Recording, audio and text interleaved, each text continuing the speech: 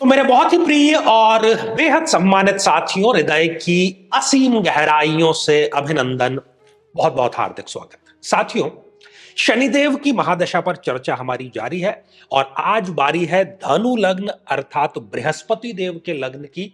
ये देखिए, आपकी कुंडली जो है वो 9 नंबर से प्रारंभ हो रही है, इसलिए ये हो गई एक धनु लग्न की जन्म पत्रिका।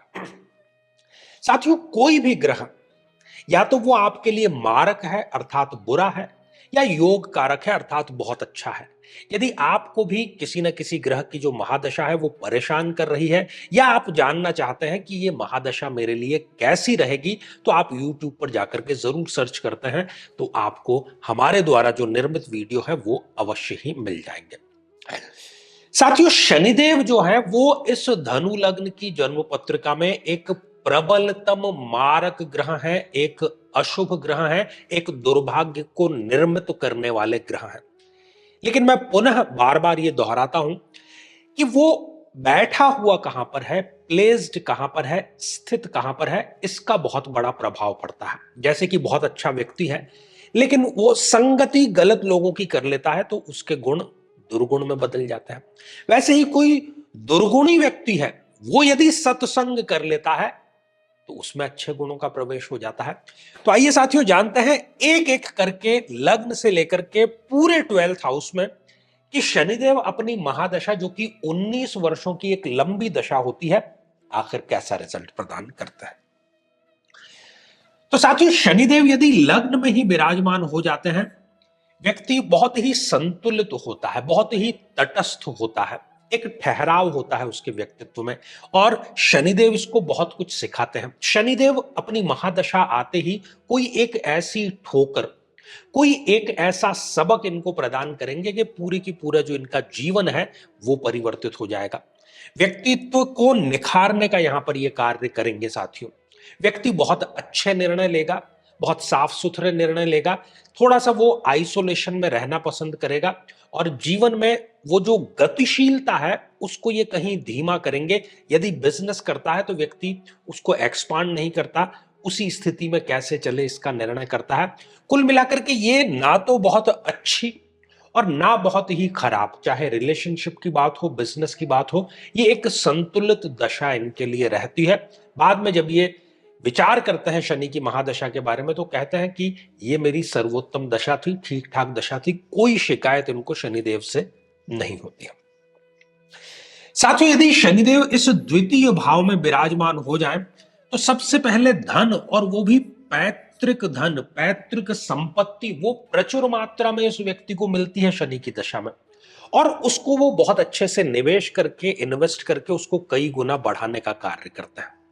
अपने खानदान में, बल्कि अपने मोहल्ले में, बल्कि अपने कई बार गांव में सबसे अधिक तरक्की करने वाला ये व्यक्ति अवश्य बनता है।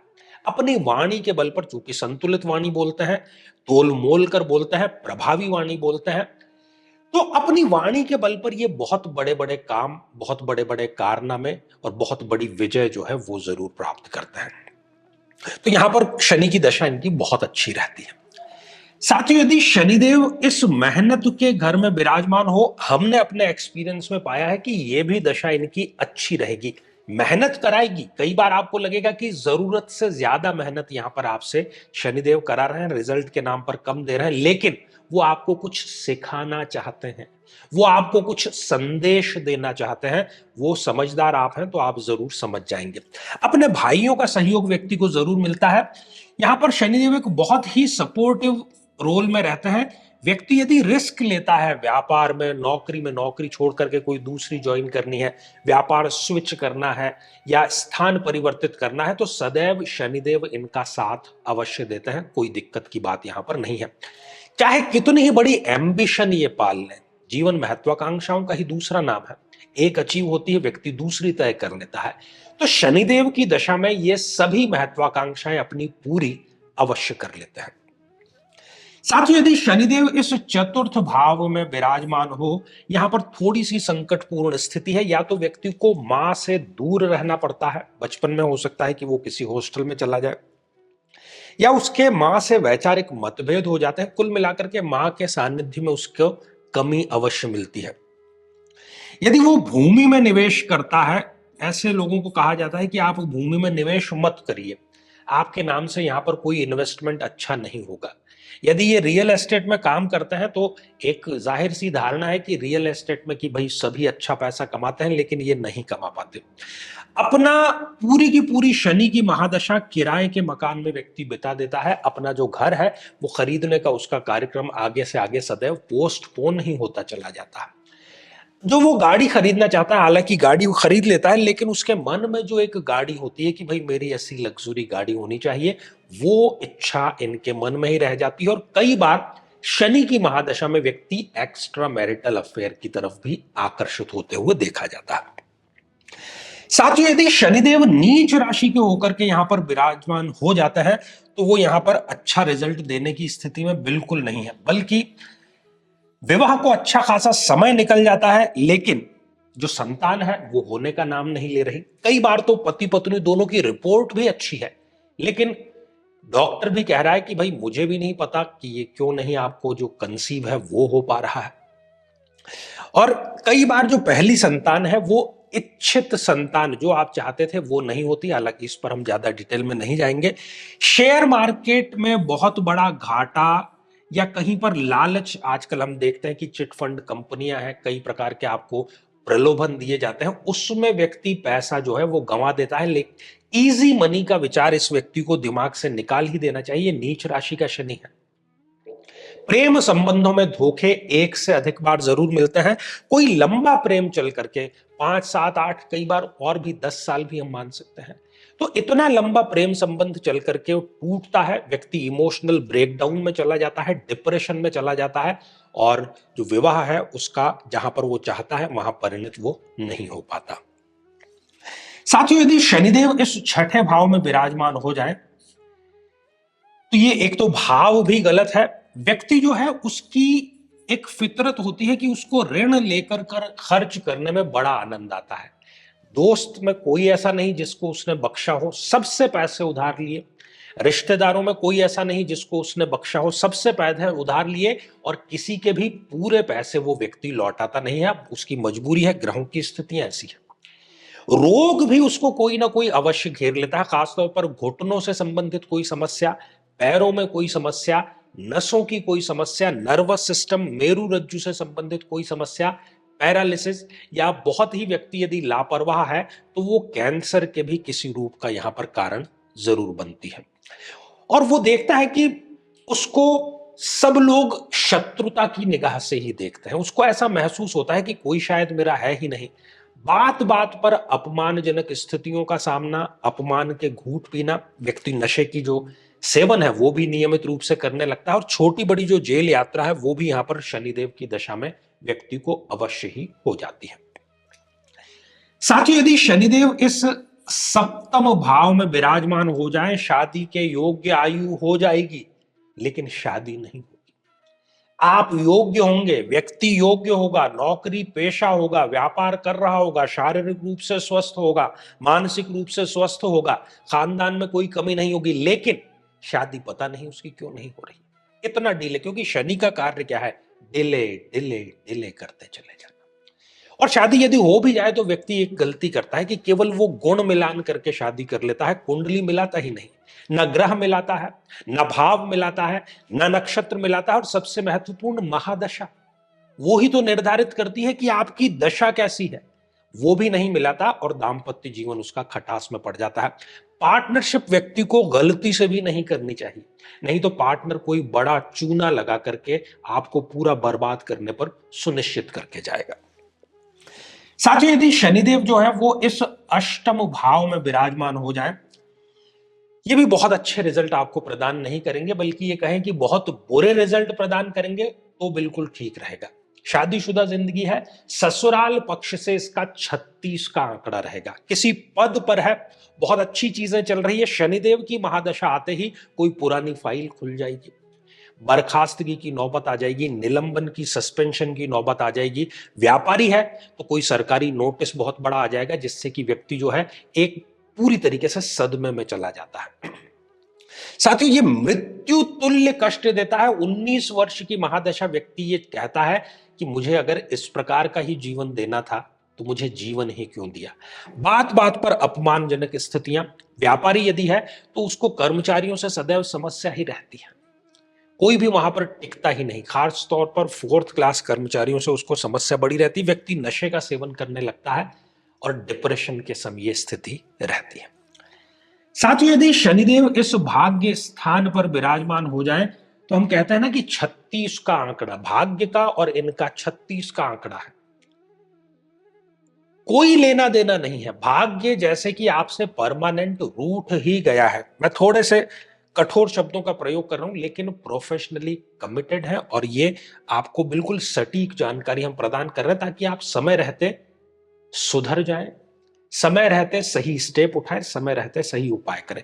व्यक्ति विधर्मी हो जाता है, अपने ही धर्म के विरुद्ध चला जाता है। वो कहता है कि भाई जब ईश्वर ने मेरे लिए नहीं कुछ किया तो मैं क्यों ईश्वर के लिए कुछ करूं। व्यर्थ की यात्राएं बहुत ज्यादा होती है, बुलाएंगे लोग कि यहां पर मीटिंग है, ये काम करें, खुद के खर्चे पर जाएगा व्यक्ति, निशाना कुछ उसका लगेगा नहीं, रिजल्ट डबल जीरो आएगा। साथियों, यदि शनिदेव इस कर्म भाव में विराजमान हो जाए, स्टूडेंट की यदि मैं बात करूं, बहुत मेहनती होता है, शनिदेव उसको मेहनत बहुत कराता है लेकिन रिजल्ट प्रदान नहीं करता। वो जिसको सलाह देगा उनके सिलेक्शन हो जाएंगे, वो जिसको टिप्स देगा उनके सिलेक्शन हो जाएंगे, इसके खुद के सिलेक्शन कभी भी नहीं हो पाता, खासतौर पर शनि की दशा अंतरदशा में। व्यक्ति कई बार कोई ना कोई ऐसा व्यापार या व्यवसाय करता है जो कि उसके पिता करते थे। अब पिता अच्छा खासा करते थे, लेकिन जैसे ही इसने बागडोर संभाली उसको ये मटिया मेट करता है। व्यक्ति यहां पर बदनामी देता है और अकारण ही जो कार्य इन्होंने नहीं किए झूठे इल्जाम इन पर लगा देगा। और व्यक्ति चाहते हुए भी निर्णय लेता है कि अब मैं ये कार्य अच्छे से करूंगा, ईमानदारी पूर्वक करूंगा, अनुशासन से करूंगा, लेकिन कर नहीं पाता। पद कोई ना कोई छिन जाता है इनका, अच्छे खासे पद पर होता है लेकिन शनि की दशा आते ही वो पद भी इनसे छिन जाता है।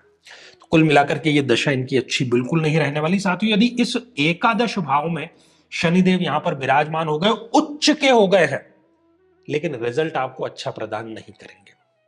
आप इसका परीक्षण कर सकते हैं अपनी कुंडली में यदि है किसी मिलने वाली के, क्योंकि यहां पर हमने जो कह दिया वो लोहे की लकीर है, क्योंकि मुझे अपने आप से ऊपर इस विद्या पर ज्यादा यकीन है। तो आय में कमी करने का कार्य करेंगे। व्यक्ति विशेषज्ञ जरूर होगा, कोई हाथ का हुनर, कोई दिमाग का हुनर उसके पास में होगा, कोई प्रोफेशनल डिग्री भी होगी प्रोफेशनल, लेकिन आय के नाम पर वो उतने अनुपात में इनकम नहीं कर पाता है।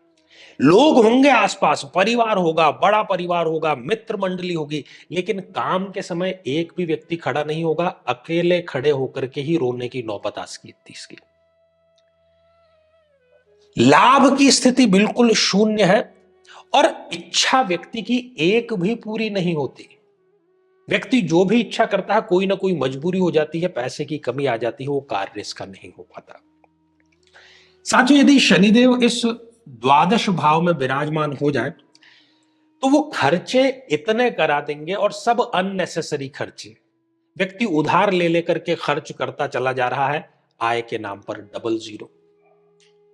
साथियों, विदेश में जाकर के किसी प्रकार के या इंपोर्ट एक्सपोर्ट के किसी बिजनेस में बहुत बड़ा घाटा इनको शनिदेव जरूर देते हैं।